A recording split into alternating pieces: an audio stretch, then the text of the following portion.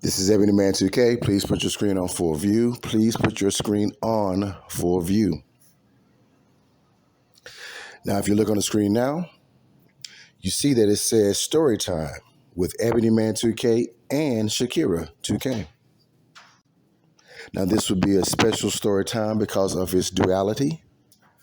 First, I will share a personal story time with you related to my experience. And then after that, I would tie my story time into a story time about Shakira and her experience. So this should be a very informative and entertaining story time because it involves me personally and also involves Shakira 2K personally as well. I'm sure you're going to enjoy this story time. In addition to the story time, I've added some additional content. First, I will make an announcement about an idea that I have for a music premiere with Lauryn Hill. I'm going to share with you an idea that I have going, and I'll probably will premiere Lauryn Hill this week, but it's going to be a little bit different. So I'll share that announcement with you later on in this video, and I want to get your feedback on it in the comment sections as well. Also, too, I will make a revelation on the hacker/stalker that has been a pest to Shakira and I over the past few months or so. I'm going to reveal that character to you in a very entertaining format. And lastly, I will close with a dedication to Mama Jessie as well as Shakira's grandpa. It will be a very special ending. I have already shared the ending with you on a previous video, but I wanted to do it again because I've gotten so much positive feedback on that closing. Well, all right, ladies and gentlemen, this is EB2K. Let's get it.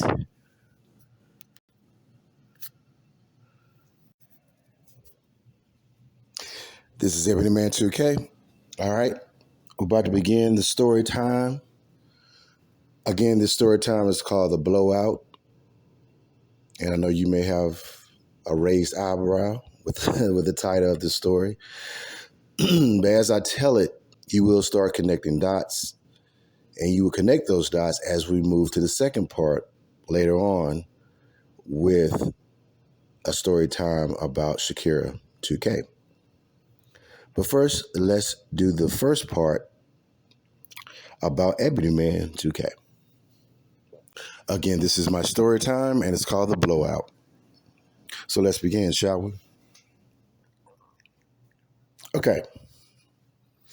So in my childhood, I had a very close friend. We're going to call him D for the purpose of the story time. D and I, we met in the 9th grade, starting in high school. We both participated in the honors program at our high school. That was very exclusive. As a matter of fact,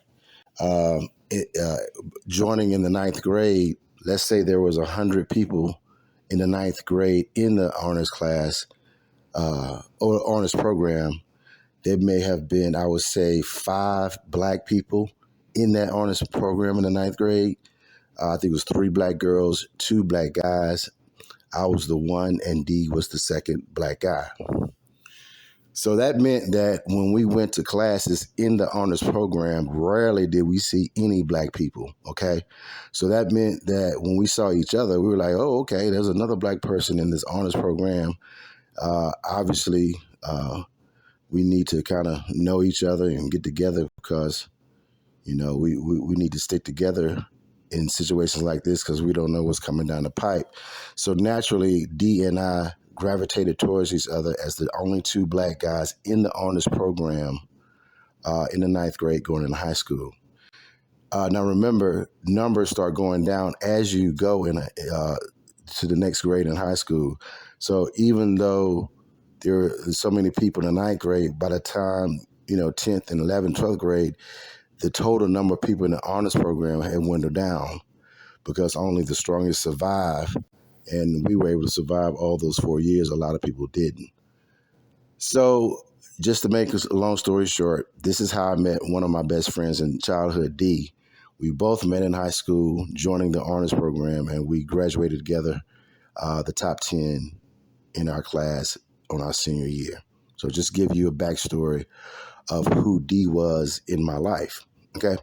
Now, moving on forward, after we graduated high school, we both sought to be engineers. Okay.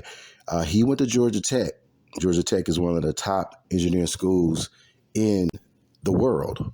And he was able to go there on scholarship. And I also went on scholarship, not to Georgia Tech, but I went to another school, the University of Alabama. Roll Tide, Roll Tide. So even though he went to another school in Atlanta and I was in Tuscaloosa, we kept in contact with each other just to see how things were going on. And a lot of times he would come visit me and I would come visit him, just to stay in touch with each other. And sometimes we would take road trips, just to kind of get away as college students and have fun, right? Okay, so on one particular road trip, it was me and him and also some girls. We were going on a road trip, and the girls were in the back seat. I was in the front seat, and he was driving his truck. At the time, he had a Ford Bronco, okay, an SUV. Similar, I don't know if a lot of people remember the SUV that O.J. Simpson had in his car chase back in the day, right before, when his, ex-wife was murdered and they were chasing him. I don't know if you guys can recall that he was driving a Ford Bronco. It was like an old style SUV at the time. Well, D also had an SUV, Bronco too. It's an SUV. It wasn't as wide, but it was kind of narrow and it's set up high. Okay. I'm telling you this because this is going to be an important part of the story later on. So we're on a road trip, right? And we're riding. I'm riding. He's driving his SUV, and I'm riding in it, as well as some people in the back seat. Ford Bronco. Okay. At that time, I was not seat belt aware as I am now. So while we were on the highway and during the trip, whatever, I was not wearing my seatbelt. Okay. He was not wearing his seatbelt. Okay. This consciousness of wearing a seatbelt wasn't as strong as it is now back, because this is like in, I would say, the early 90s, late 80s, early 90s. Okay. The push for wearing seatbelt was not as strong as it is now, obviously. So at the time, to be honest with you, I was not wearing a seatbelt. He was not wearing a seatbelt. I don't think the people in the back seat were wearing seatbelts as well. Okay.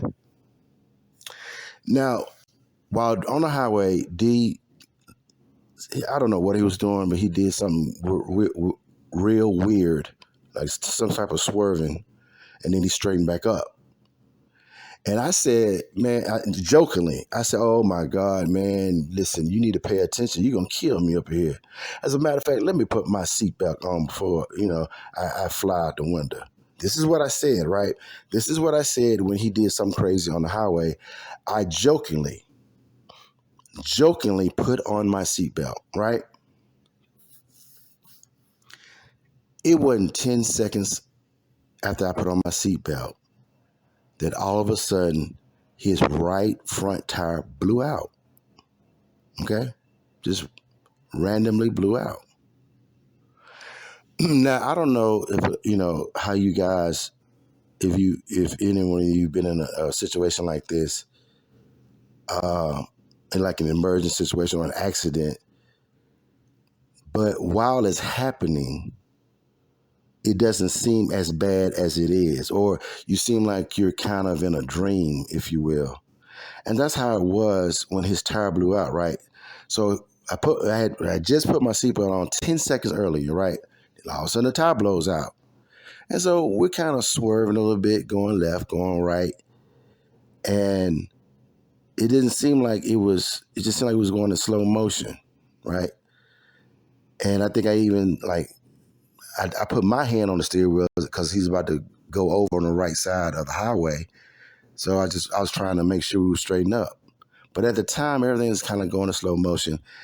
And my mind said, well, okay, we just need to straighten up a little bit. We'll be okay, right? But here's the thing, man. With those type of SUVs that sit up high, if a tire blows out in a certain speed, there is a high probability that it's going to eventually tilt over and start flipping, right? Because once you lose control and once it tilts over, it's hard to straighten back up. Now, remember, if you got like a wide body vehicle and a tire blows out, you're not going to get that much of a tilt. But if you're in an SUV that's real narrow and sits up high, if a tire blows out, it's going to tilt, right? It's going to tilt. And that's exactly what we did. His Ford Bronco, when the tire blew out, it tilted. And when it tilted, there was no coming back from tilting. It went on and flipped. And when I tell you it flipped, it flipped. We flipped. That truck flipped from our side of the highway across the median, across the other side of the highway, dodging cars coming our way, and then it flipped over in a ditch on the other side of the highway. Okay, I just want to give you guys an idea of what I'm talking about. We were on one side of the highway, it tilted, it flipped. It flipped, I don't know how many times. It flipped so much that it flipped from our side over the median, on the other side of the highway, and then on their side, the ditch on their side. Okay? Remember now, I jokingly put my seatbelt on 10 seconds before this happens. Jokingly. When the truck flipped on the other side of the highway in the ditch, we started off with 5 people in the car. When we stopped flipping, there was 2 people in the car. It was me in the front seat and a girl in the back seat. Okay? My friend D, who was driving, flew out of the front window. Flew out of the front window. The 2 other people that were in the back seat flew out of the back window. Right? So that meant when the truck stopped and I was in a ditch, I had to crawl. Now remember, it was flipping, so that means the truck itself was almost like a tuna can at that point because it was bent out. I had to climb and maneuver my way out of the window to get out of this truck that had flipped 20 times. Then I had the girl that was left in the back seat, I had to try to get her out and pull her out of this truck. Luckily, we were okay. And listen, I was okay because obviously I had my seatbelt on and did not fly out of the window like my best friend did who was driving because he did not have a seatbelt on. So here we are climbing out of a tuna can. And now we got to go back to the highway to see what actually happened. Now, remember, at this point, I don't know if these people that were in the car, especially my friend D, I don't know if they're dead or alive, but I'm about to go see.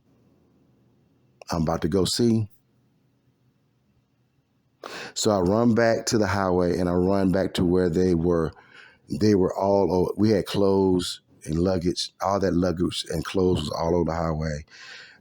D flew out the window. He was lying on the highway. The other girls were lying on the highway, all scarred up. Because remember, they flew out, which means their bodies were bouncing on asphalt. Their bodies were bouncing on asphalt. So they were just laying in the middle of the highway, all hurt from just falling out of the truck. So I run to my friend Daryl, D. And so he's lying on the highway, with blood flowing out of his head. And I was just holding his hand and looking at him, and he was looking at me, and he was praying that he wouldn't die. He was praying, and I was praying that he wouldn't die. That's how drastic this was. Okay? To go ahead and end the story right quick, nobody died. Okay, nobody died, and we were lucky in that. But D still has scars on him from that wreck. And the girls, nobody was handicapped, but they had like scars. They were all scarred up as well, and everybody had to go to the emergency room to to be taken care of. Okay, but this is the result of the tire blowout, and obviously this is why I named this story time the blowout. And I'm telling you this story to set up the next part of the story about Shakira 2K. Because we had a conversation about this story and we talked about it. Shakira and I talked about it, and we talked about how this story that I just shared with you ties into a personal story about her. Okay. So with that being said, we shall move on to the second part of this story called The Blowout that relates to Shakira 2K. Okay, let's get it. This is EB2K 2K. Okay, ladies and gentlemen, we're going to move into the second part of this story time called The Blowout. This part of the story time will be about Shakira 2K. The first part was about EB2K 2K, but I will make the connection between the two right now. So let's get into it. Let's talk about a personal experience with Shakira 2K. And obviously, Shakira and I talked about this part of the story time, and she has given me permission to share the story with you because I think it is important to keep you guys aware of what's going on with Shakira, because it obviously affects her career and obviously affects her connection with you guys in social media. And let me explain. So when we shared some of our music premieres and some of our story times and other videos that we produce, she shares it with you guys on Instagram. And a lot of you watch our premieres and also watch the live chat. And you see sometimes when she's posting messages in the chat room, it's being deleted within seconds. Sometimes I try to copy and paste it and put it back up there for her, but a lot of times it goes so quickly that I'm not able to do so. But obviously we have, excuse me, obviously we have a hacker. We have a hacker that goes into her YouTube account and deletes her messages, pretends to be her sometimes in her own YouTube account. And also the hacker does that in her Skype account. Now, the devilish part of all this is not only does the hacker go into her account and pretends to be her, but at the same time, he doesn't even allow her to go into her account. So it's two parts to this ridiculousness, is that the hacker takes over the account and doesn't allow Shakira to go into her own account. Right. And then when he takes over, sometimes, the hacker deletes her post.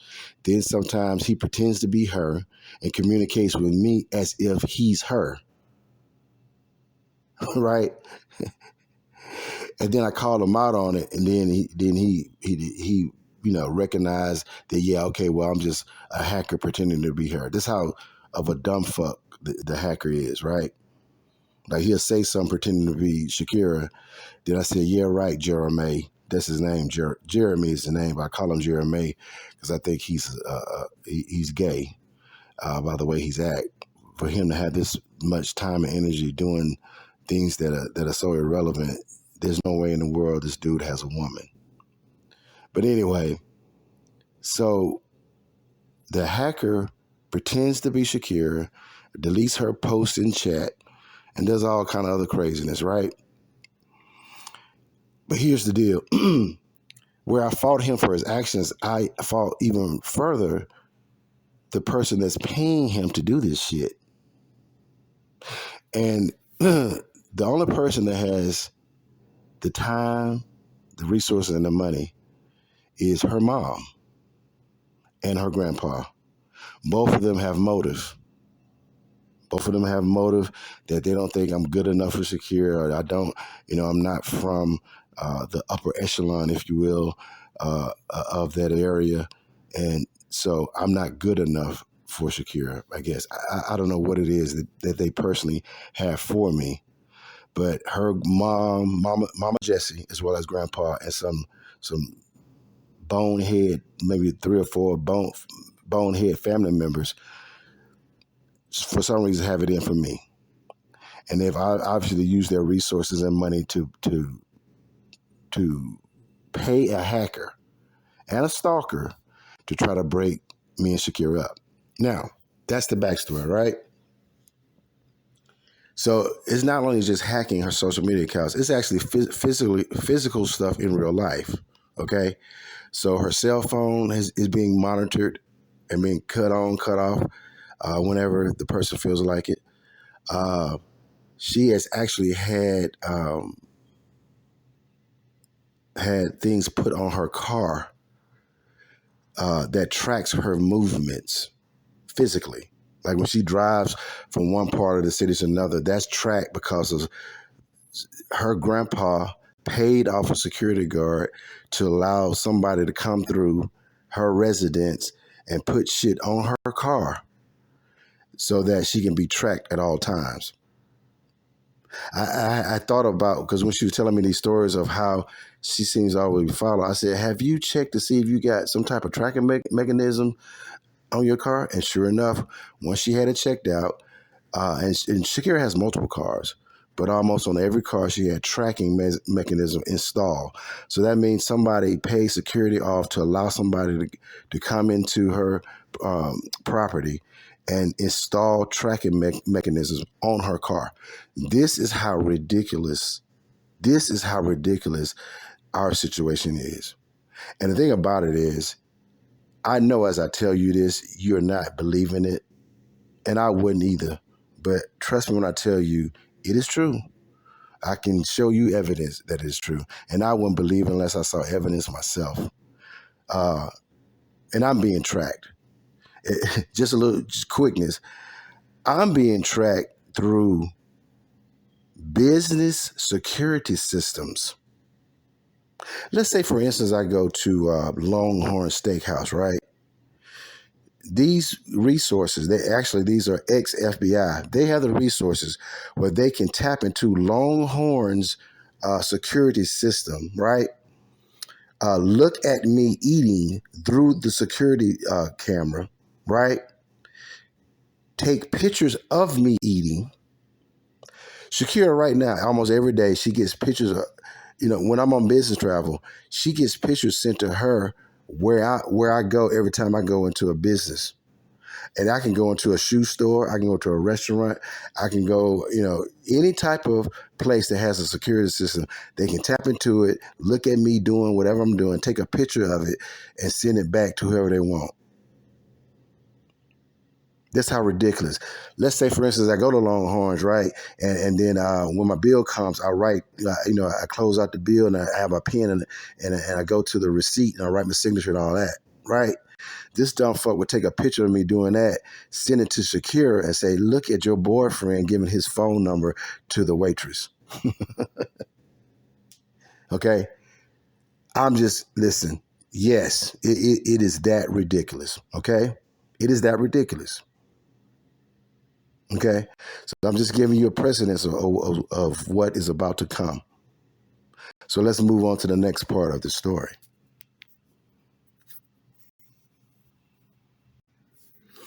Okay, guys, let's move on to the next part of the story dealing with Shakira.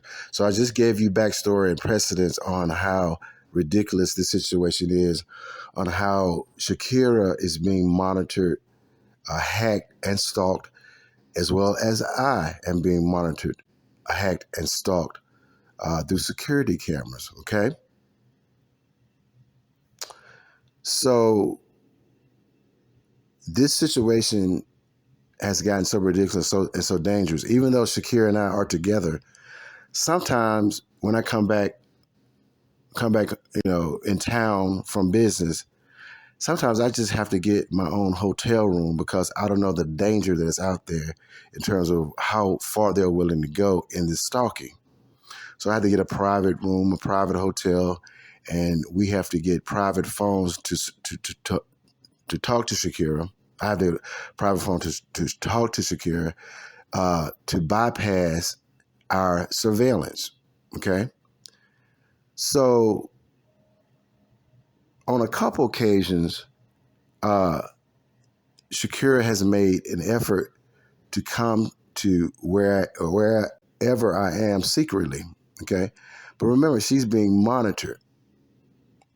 So let's say she does, get into her car, even with her own security, right? And she tries to come see me.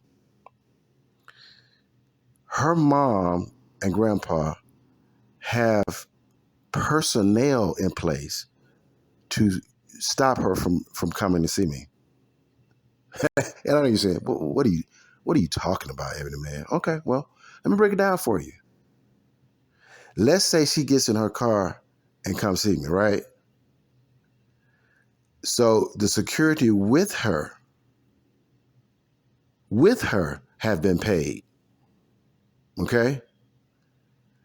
They will play along with her, get in the car with her, ride with her. But they will find some type of excuse to stop her from going. And I'm gonna give you an example. One time she went to come see me one time, and the tire blew out. Now remember, the story time is called the blowout, right? So she got into her car to come see me with her security, and the front tire blew out. Which means the security said, oh, well, you know what? The tire blew out. I guess we can't go see your boyfriend. And so they didn't know, they act like they didn't know how to change a fucking tire. And Shakira, who was prepared and dressed up to come see me, was stuck on the side of the highway with two sorry-ass security guards that couldn't change a fucking tire. And she didn't stay on the highway for 30 minutes, 40 minutes, 50 minutes. No, multiple hours. I think it was 3 or 4 hours. Okay? I just want to make sure you understand what we're talking about here. Now, so that meant that somebody paid her security to fake like they were going on with her to come see me. But somehow, and I remember I told you they had, if somebody put tracking mechanism in your car, that means somebody installed something on your car. And if somebody was able to install tracking mechanism in your car, they could have also installed something on your tire.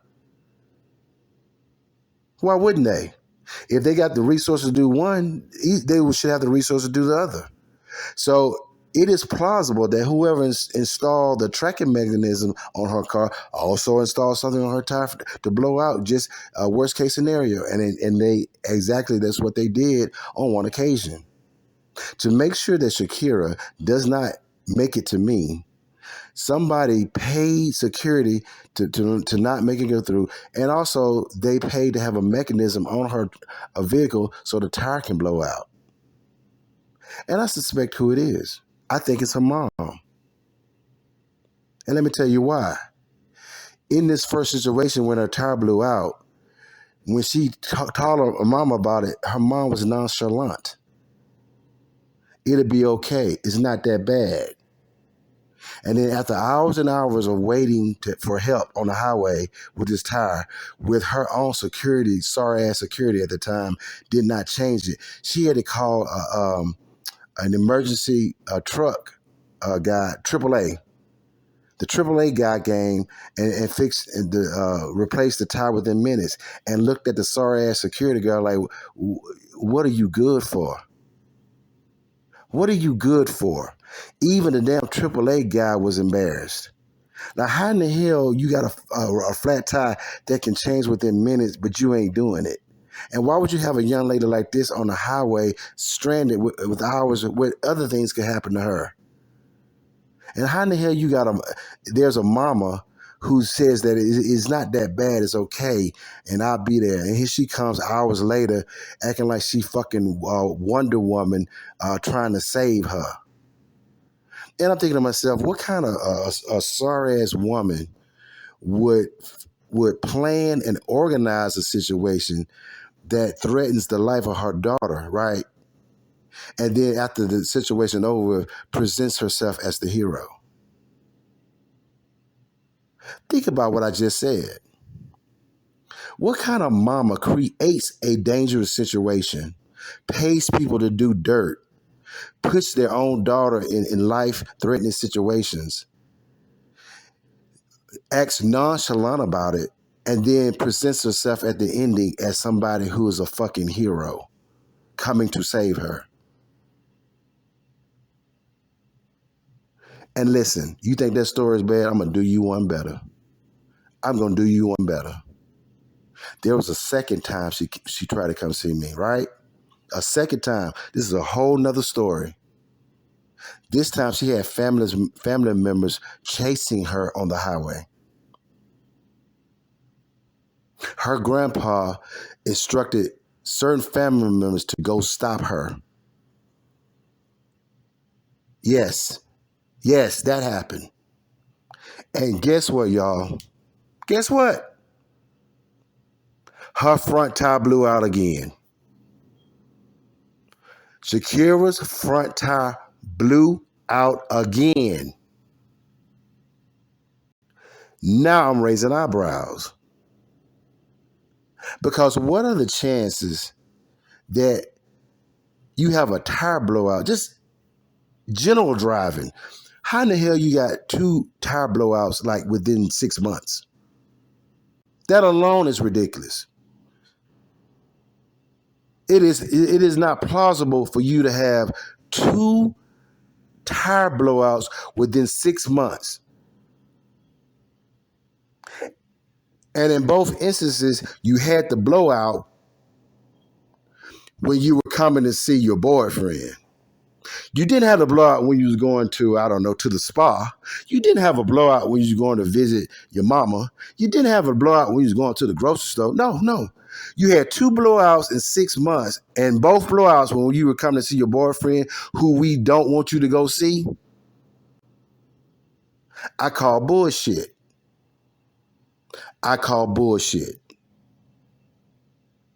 And this is why I call this story the blowout, because I want you guys to understand what Shakira and I are going through.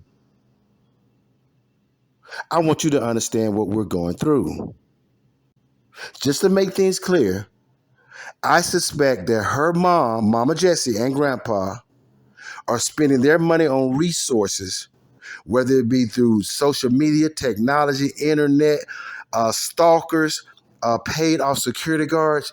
They have a whole program in place with a budget, I guess, because we're not talking about 1 or 2 people. We're talking about multiple professionals who used to work for the FBI, as well as some bonehead family members who are trying to stop and end our relationship, to the point of almost causing Shakira's death.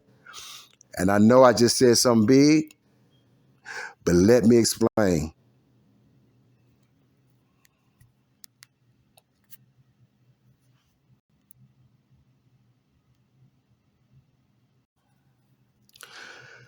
Okay, let me explain. The reason why I said that they're willing to employ resources that even threatens the life of Shakira. Remember my story time that I mentioned earlier? We're about to connect dots. Now, I told you that in my story time when our tire blew out with my friend was driving an SUV that stood up high, right?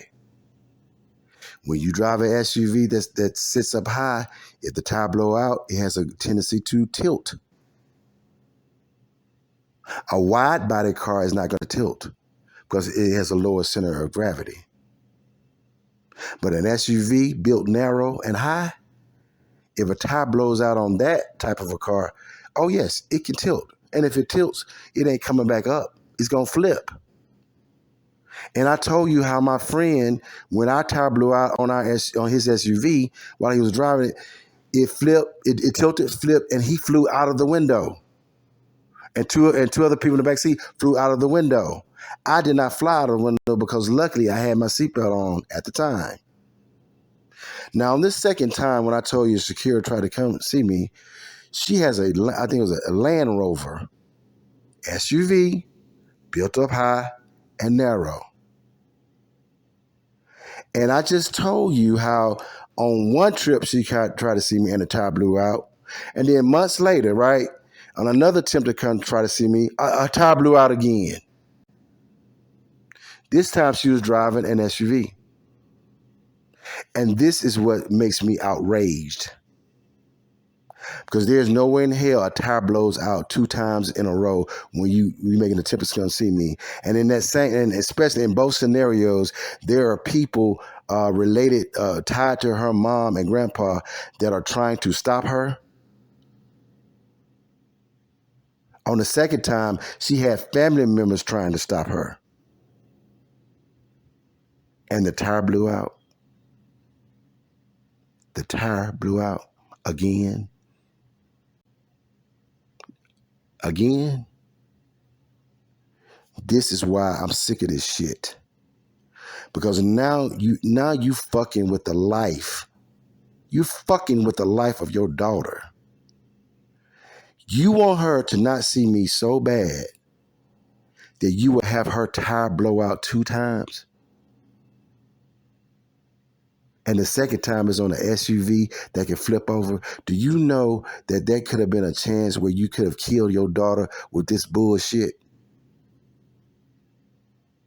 Because I know if you got somebody to install tracking mechanisms on a truck, I know damn well you told them make sure you can do something to blow that fucking tire off. I know you did, bitch. And I'm calling you out on it. I'm calling you out on it, Mama Jessie. And this is an addition to other shit you're doing. Like when I'm corresponding her through mail, you went and stole her mail while she was at home. Miss me with that bullshit that sometimes I get Shakira's mail when she's out of town. Well, guess what, bitch? She wasn't out of town when you got her mail when you stole her mail. She was right there in the house. And we got you on, you, grandpa, and another family member was stalking the damn mail lady, just hanging out in the neighborhood, loitering. That's crime number 1. Coming in the neighborhood uninvited without permission is loitering. Then when the lady came, the mail lady came and dropped the mail, then you walked your ass to the mailbox, took the mail, and left. And you weren't getting no damn mail from no out-of-town Shakira. Shakira was in the house. So that means you created a federal crime, bitch. Listen, Mama Jessie, Shakira and I are sick of you in this shit, and Grandpa. And it needs to stop now. It needs to stop now. Now, you think we handling business with that sorry ass joker, Jeremy? You next, bitch. Because guess what's going to happen? Once we start tracking, because they always say, follow the money. Follow the money. So once we do more investigation and find out more about this bitch Jeremy, guess who it's going to lead us to? The person paying them. And I can guarantee you the person paying them ain't the manager at McDonald's. It ain't the grocery store clerk at Publix. The only person that could be funding this effort with motive is you, bitch. And Grandpa. So I want you to hear me. I want you to hear me clear. I'm not going to stop on you. I'm not. And forget all this mess. Shakira ain't gonna hide you, bitch. If you gonna do dirt, goddamn it, you better own up to it. If you gonna do dirt, bitch, you need to own up to it. And I'm gonna make you do it. I'm gonna make you do it, bitch. And then let me tell you one more thing. You ain't gonna sue me. And I'm gonna tell you why. The same reason Grandpa ain't gonna sue me. Because the shit has to be untrue for you to sue me. And I got shit and evidence on you stacked to the up to the ceiling, bitch. You don't want to come to no courtroom with me. You don't want to come to no courtroom with me. You fuck around and sue me, I'm gonna make your head spin in court. Believe that. Believe that, Mama Jessie. Okay, ladies and gentlemen, this ends my story time called The Blowout. And now you can see why it's called The Blowout. Because I want you to understand the context in which we're dealing with. I was in a situation in which my tire blew out with a friend of mine, and our truck flipped over, and we could have died. Shakira was in a situation in which she tried to come see me in her SUV, and her tire blew out twice trying to come see me.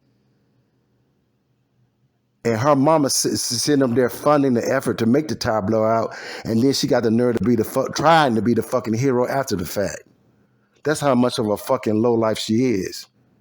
And I didn't bite my tongue. This is Ebony Man 2K, and I'm out.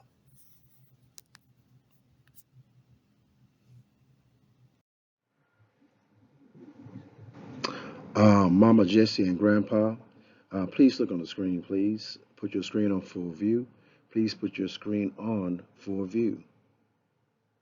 Now, this is my latest fortune cookie message that I thought was quite interesting, and I thought it'd be good to share this with you.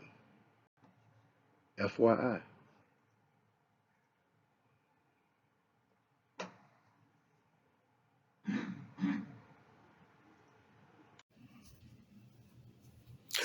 This is Ebony Man 2K. All right, guys, on a lighter note, I wanted to run something by you, an idea that I'm working on. A lot of you guys know that one of my favorite artists is Lauryn Hill, and I've done a music premiere on her in the past that's been very successful. But recently, I always kind of want to mix things up and do something different. And I think Lauryn Hill might be the right artist to try this idea on. Now, Lauryn Hill is a very special type of an artist. Obviously, she's an R&B singer and has multi Grammys that reflects that. But she's also has experience as a rapper. She kind of reminds me of CeeLo, right? CeeLo is a great singer, but he's also a rapper as well. And just like CeeLo, Lauryn Hill does the same.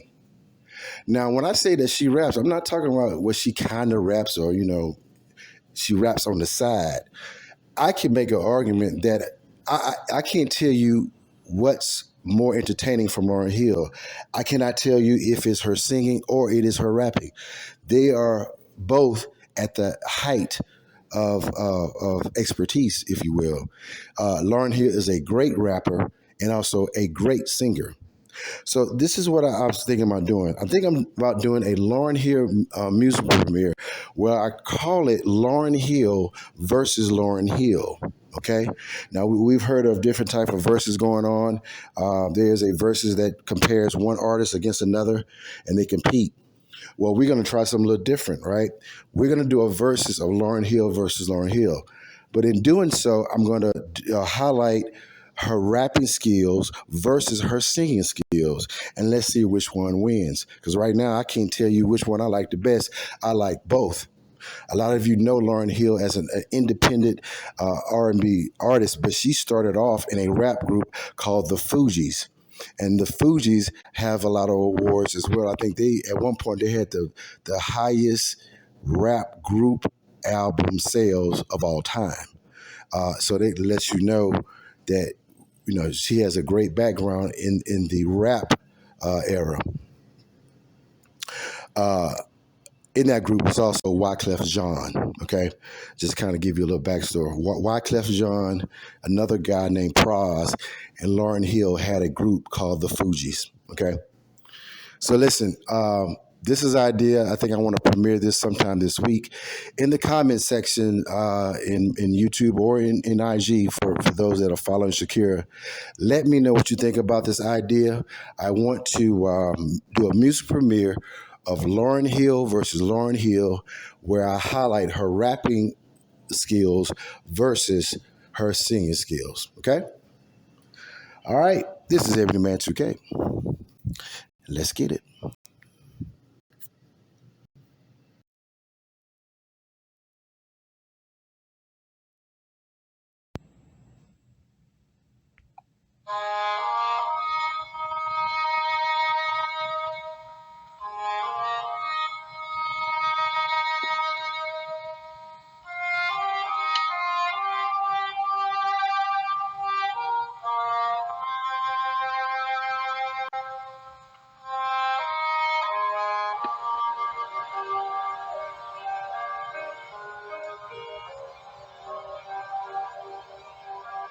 Isn't it rich?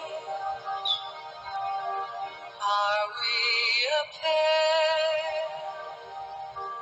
Me here at last on the ground, you in midair.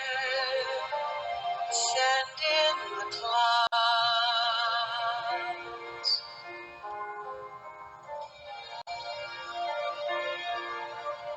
Isn't it bliss?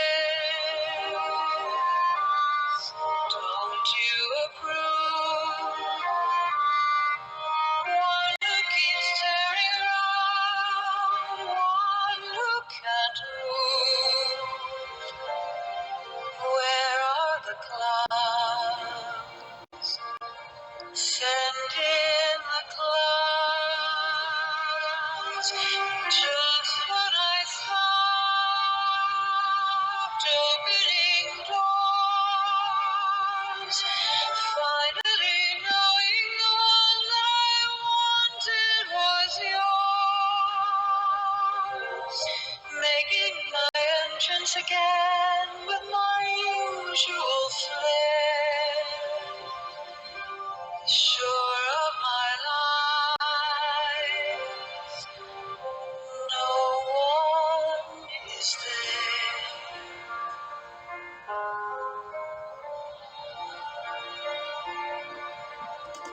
Don't you love farce? My fault, I fear.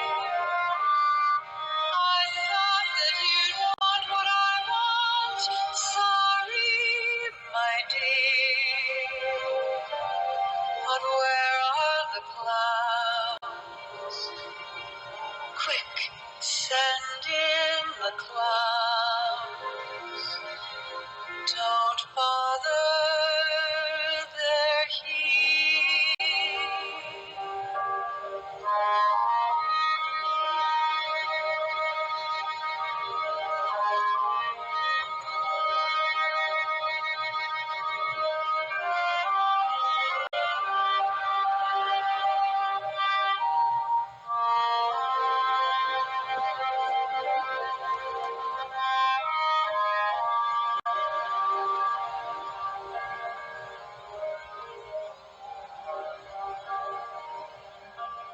Isn't it rich?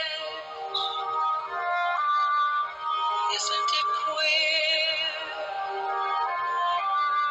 Losing my timing this late in my career. But where are the clouds? There ought to be clouds.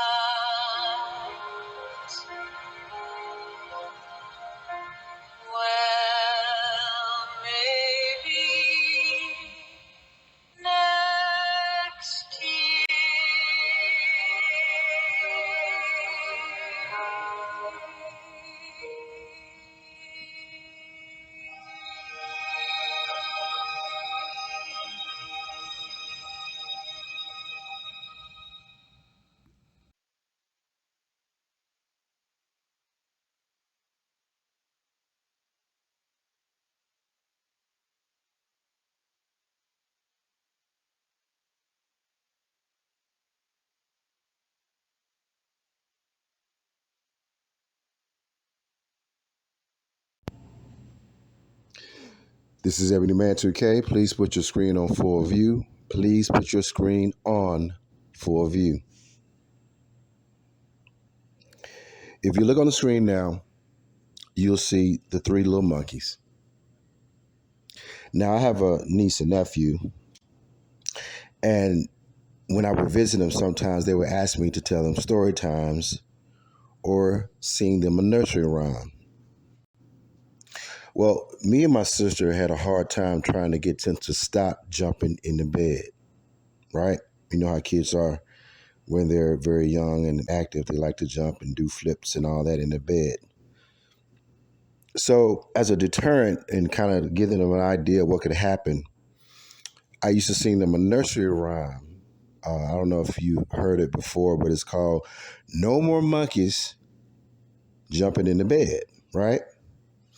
And it's a nursery rhyme that pretty much describes monkeys that jumped in the bed, but they fell out of the bed and bumped their head, and they were hurt from jumping in the bed and bumping their head. Now, when I think about monkeys bumping their head, I can't help to think about Mama Jessie, Grandpa, and Jeremy. In a lot of ways, to me, when I think about the three, they remind me of the three monkeys that must have bumped their head. And let me explain. In this whole situation with the invasion of my privacy and also Shakira's privacy, there's a lot of underhanded things that Mama J, Grandpa, and Jeremy have been doing in invading our privacy. Okay? I've mentioned them before. It's been a combination of crazy things like Mama Jessie stealing Shakira's mail, Grandpa paying people off, paying security guards off, Jeremy hacking her accounts, blocking her posts in chat rooms. It's been a whole smorgasbord, if you will, of tomfoolery on behalf of Mama Jessie, Grandpa, and Jeremy. But, ladies and gentlemen, here's the biggest insult of them all, okay? Just listen to me carefully. This is the biggest insult. You would think at some point, right, that Mama Jessie, Grandpa, and, I don't expect too much out of Jeremy, but especially Mama J and Grandpa in regards to their relationship with Shakira, since they're all related. You would think at some point that they would say, you know what? We've been doing some foul things to you, Shakira. We are purposely invading your privacy, purposely hacking your accounts, purposely cutting off communications with cell phone between you and Rick. Okay. We realize that we may have different opinions on how we feel about our relationship, but you know what? We've been wrong on the way we've handled it, right? You would think at some point, with all this craziness, that they would just say, they will own up to their misdeeds. No. See, that's not what they're doing. Here's the insult of it all. Not only are they invading the privacy of Shakira, but they double back and say, listen, we fault you, Shakira, for telling everybody what we're doing, right? Instead of them owning up and being an adults, especially Grandpa, who a man would own up to his misdeeds and responsibilities. But no, a grown ass man and Grandpa, instead of him saying, you know what, let me backtrack, let me change my ways, let me better myself as a person. A grown ass man like Grandpa, a sorry ass bitch like Grandpa, goes to his granddaughter and say, it is your fault that we're in the situation we're in, Shakira, because you telling everybody what we're doing. That's the insult of it all. That's the bitch madeness of it all. How in the hell are you a grandpa in your 50s and you supposed to be a leader of the family and you supposed to be the CEO of this big real estate company, but it's Shakira's fault? It's Shakira's fault. You mean to tell me that you manage employees? You mean to tell me you got a company? You mean to tell me you negotiate multi-million-dollar deals, but you can't figure out Shakira? Nigga, get the fuck out of here. You got to be the sorriest ass man on this side of the Mississippi if this is so. And Mama Jessie, you got a daughter, right? You got a daughter, and you telling your daughter, yes, I am doing dirt on you. Yes, I am listening in your conversation. Yes, I'm invading your privacy. Yes, I am stealing your mail. Yes, I'm doing all other foul shit. But daughter, I fought you for telling everybody that I'm doing it. Listen, man, Mama Jessie and Grandpa are low down wealthy people.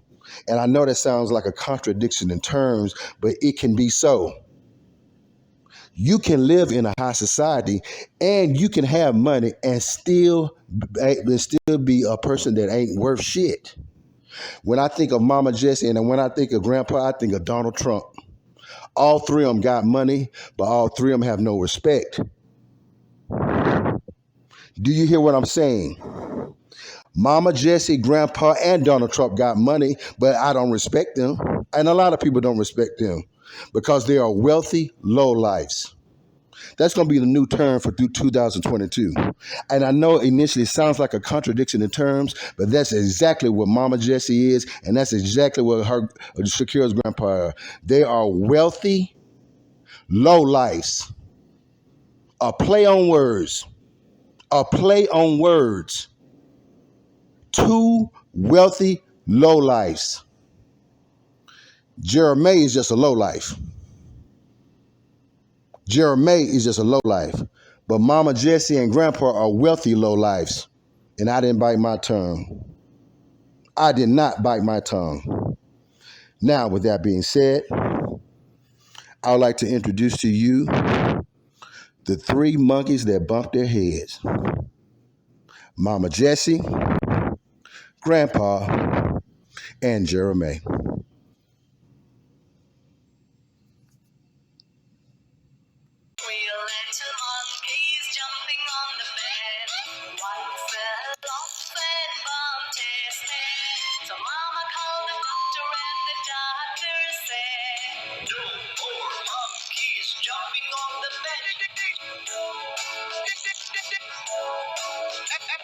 Two little monkeys jumping on the bed.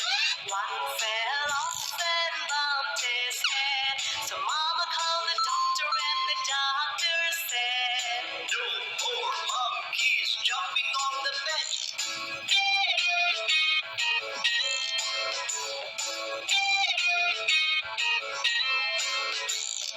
One little monkey jumping on the bed. He fell off and bumped his head. So Mama called the doctor and the doctor said, no more monkeys jumping on the bed.